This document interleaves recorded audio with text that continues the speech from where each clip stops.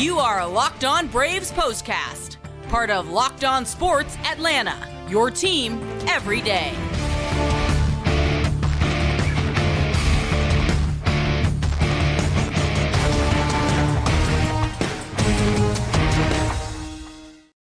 Hello and welcome into the Braves POSTCAST, part of Locked On Sports Atlanta. Grant McAuley, Jake Mastroianni with you on a day that the Braves have been waiting quite a while for. I know Braves fans have been waiting quite a while for it as well. Not just picking up a win, beating the Cubs, getting your first look at Dansby Swanson in an alternate uniform, a Cubs uniform. No, we're talking about the return of Max Fried. The Braves have been waiting about 3 months for that, and he looked like he had not missed a beat. 6 scoreless innings for him, an 8-0 win for the Braves to take the opener of the 3-game set.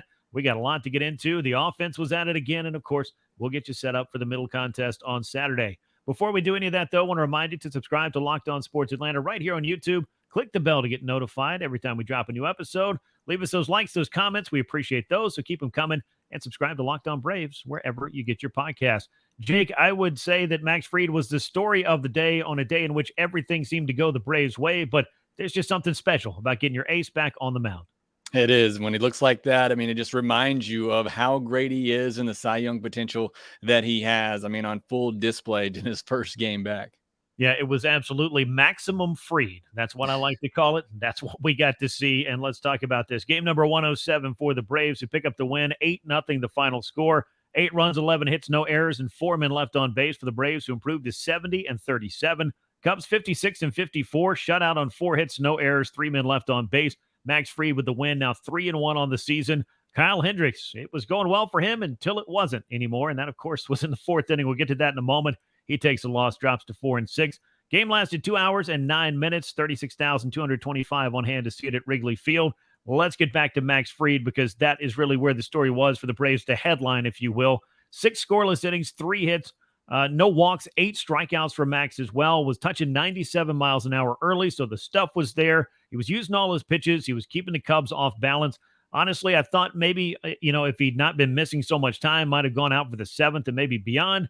But in this first start back, Jake, I feel like Max did everything that you needed to see and everything that has you excited about what he means to this Braves rotation now that he's back in play. It is. It's so exciting, and did it on 72 pitches. Like you said, had it not been his first game back, had the score not been what it was, he probably could have gone a lot longer in this one. I mean, he was in complete control for the most part. I mean, 8 strikeouts in this game, not typically something that he gets a lot of. He certainly has the ability to do so, but typically just relies on that weak contact, which he got as well. 82.1 mile per hour average X velocity against him. So not a lot not a lot of hard hit balls. A lot of strikeouts, only 9 swings and misses, but still was able to get the strike zone a little bit bigger in this game, especially early on, helped out both pitchers some. But, I mean, certainly he had everything going for him in this one, pitching really smart. This is what I loved, and I said it yesterday. Even go back to the beginning of the year before he got injured, I said this Max Fried, the way that he is mixing up his pitches, the way he's controlling them on both sides, I mean, I thought it was the best version I had ever seen of him, which is saying something. Yeah. And first start back, it certainly looks like he's picking right back up where he left off. Yeah, absolutely great to see. I mean, I know that a lot of folks will look at the rehab starts and the numbers there and try to, guess what is Max going to look like when he gets back to the big leagues. But I do feel like, especially for a pitcher this experienced and somebody of this pedigree with this arsenal, he was going to flip a different switch when he came back to the major league level, and he did that on this day. Now, did I expect 6 scoreless innings? Not necessarily, but I wasn't going to rule it out because, as you pointed out, I mean, Max Fried has really looked good this year. It's just been the injuries that have kept him off the mound when it felt like, even going back to spring training, that maybe this was just going to be another step forward in the career of a guy who's already proven himself as a staff ace for this team and a Cy Young contender, most certainly. The first start, though, in 91 days for Max Fried. Last time it had happened was way back on the 5th of May. So good to get him back in there. And as you mentioned, I mean, the strike zone was in play early, or maybe it kept the ball out of play early for both pitchers. Then the Braves came up in the 4th inning, and Kyle Hendricks, who'd gone 9 up, 9 down, he ended up having to face the teeth of the Atlanta order. They batted around to the Braves, scoring 7 times in that frame. We had home runs. We had triples, doubles, extra base hits. The Braves hitting for the cycle in that frame. It just goes to show you, Jake, I know I tweeted this out a few days ago. The Braves offense just has a way of taking a perfectly manageable game for a starting pitcher and just turning it into an absolute nightmare. And that's what happened to Kyle Hendricks in that faithful 4th. And I just sitting there laughing in that 4th inning because both sides go 1, 2, 3 through the first 3 frames. It's a wide strike zone. The commentators are saying the wind's blowing in. Runs might be hard to come by. and then the Braves put up a 7 spot, and they do it crushing the ball as they normally do. Acuna gets the first base run of the game, 115 mile per hour single up the middle, and then it's 103, 109, 96, 98, 108. I mean, it's what this offense does. I mean, they hit the ball extremely hard, as you know. I don't think many wins are going to affect them blowing in either way, but I mean, they're just so powerful up and down the lineup, and once they get rolling on you, you see what they can do. And I mean, honestly, this was it. It was the solo home run from Wrigley later, but if my team wants to go silent for 8 innings and put up a 7 spot in one of those, that's going to play a lot of games either way. But we know this offense is capable of doing it throughout. But I just, again, it's the same thing with the Acuna conversation. I don't know what else to say about him. I don't know what else to say about this offense, just because it truly is laughable at this point how they can just jump on you and put a game out of hand just like that. Yeah, 7-run inning for the Braves. I mean, that'll certainly play. When they score 6 or more in a game, they're now 48-3 on the season. So, if you're going to score all your runs in one inning, that, as you said, will definitely play. The Braves did it on this day, and it worked out. Let's say that with Max Fried going, with the Braves bullpen doing its thing. We'll talk a little bit about what the relievers were doing in this game in a moment. But yeah, that 7-run inning, I mean, Ronald Acuna Jr. got it started. Couple of hits in that frame for him. There were back-to-back home runs from Sean Murphy and Marcell Ozuna. Good to see, Jake, for both of those guys. Murphy talked a little bit after the game with Kelly Crawl of Bally Sports on the field about trying to elevate. He'd been hitting it on the ground quite a lot lately. We've seen some double plays out of him, which was uncharacteristic over the first, 3 months of the season. But 18th home run of the year for Murphy already matches his career high set last year. I mean, this has been a breakout season for him. There'll be some highs and lows, or at least some lulls that are going to come along with it. But good to see him go out in a big way into the bleachers with a home run. How about Marcell Ozuna? He went over the bleachers and out onto Waveland Avenue. I mean, just a great thing to see from a couple of guys that could use some long balls, and maybe that's something that can get them going again.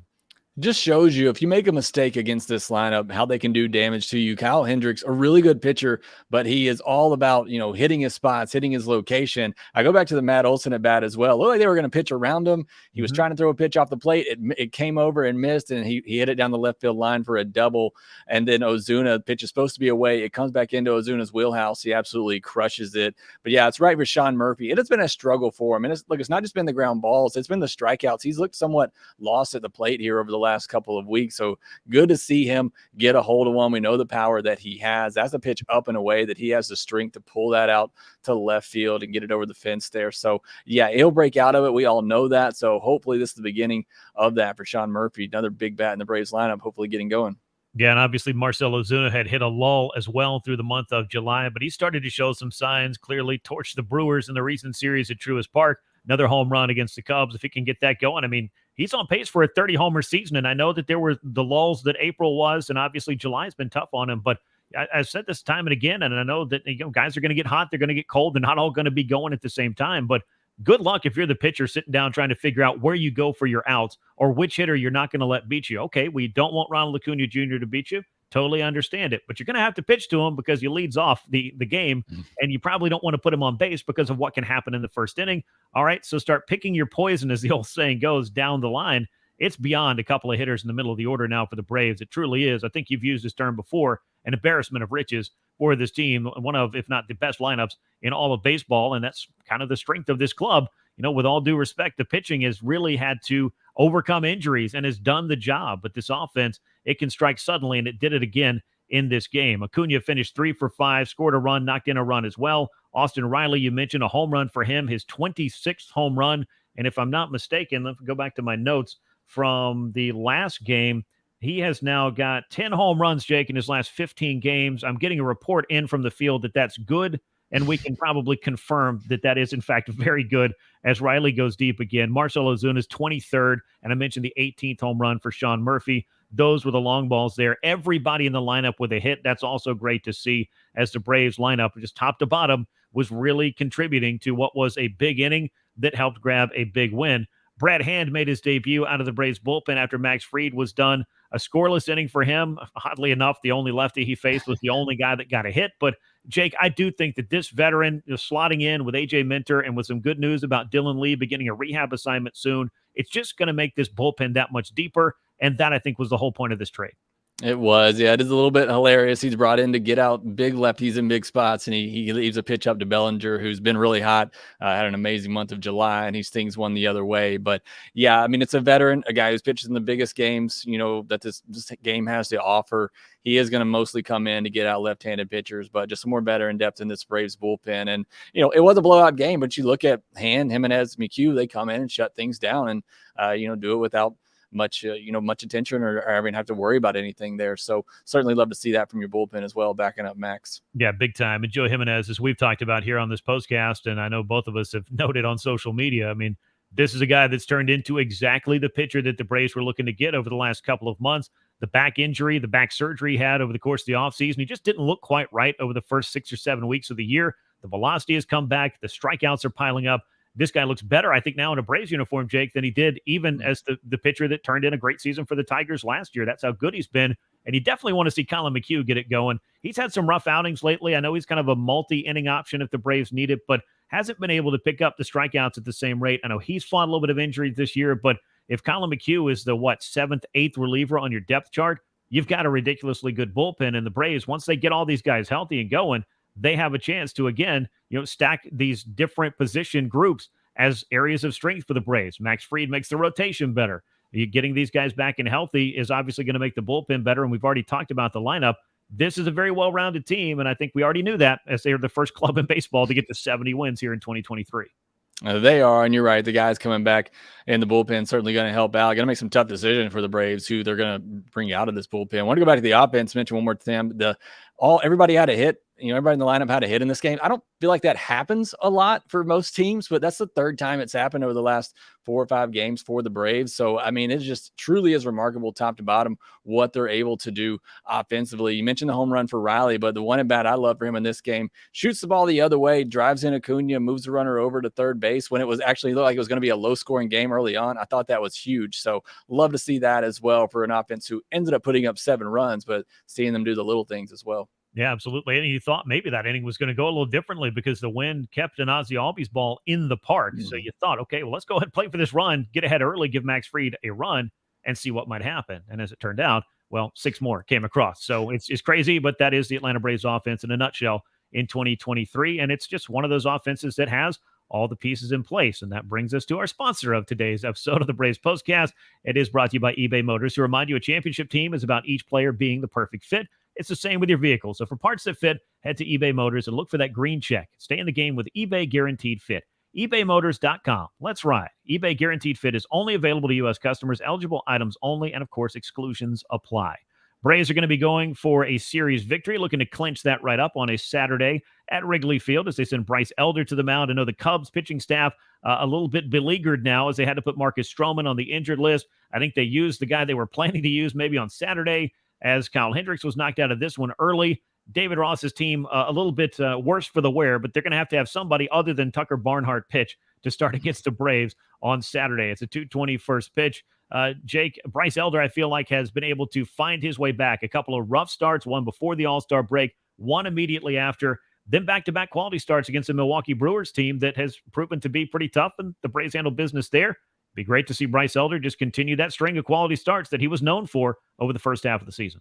You'd love to see it. I know the Cubs offense was silent on Friday, but they had been really hot coming into this series. So watch out for that for Bryce Elder. Hopefully he can continue the success that Max Fried had. And you talk about somebody that stepped up with Max Fried out. It was Bryce Elder. I mean, he was the guy who stepped up in this rotation, was fantastic. Hopefully he continues that now that Max is back. You get Strider going, you get Charlie Morton going, and all of a sudden this pitching staff looks like one of the best in all of baseball again. No doubt. A lot of very good things can happen when the Braves get all these guys rolling and get all these guys healthy, and that is the trend as of right now. The big story, of course, Max Fried with the 6 shutout innings to help the Braves pick up the win over the Cubs in the opener of this 3-game weekend set. We got a lot more coming for you this weekend here on Locked On Sports Atlanta and, of course, here on the Braves Postcast. So make sure you're subscribed on YouTube. Click the bell to get notified whenever we drop an episode. Go ahead, hit that like button, and leave us those comments. Really appreciate reading through those. Try to get back to as many of those as we can as well. But we appreciate everybody chiming in. And, of course, if you enjoy the show, make sure you tell a friend, share it with us, helps the channel grow, and make sure you subscribe to Locked On Braves wherever you get your podcast. Once again, a good outing for Max Fried as the Braves pick up an 8-0 win over the Cubs on Friday to start off this weekend series. We'll be back with you throughout the course of the weekend as the Braves and Cubs continue their battle on Saturday afternoon with Bryce Elder on the mound at 2:20 p.m. Eastern Time first pitch at Wrigley Field. Once again, for Jake Mastroianni, I'm Grant McAuley. We look forward to catching you again soon. Your final again today, 8-0 Braves win over the Chicago Cubs, and we'll be back at you after Saturday's game. And until then, so long, everyone.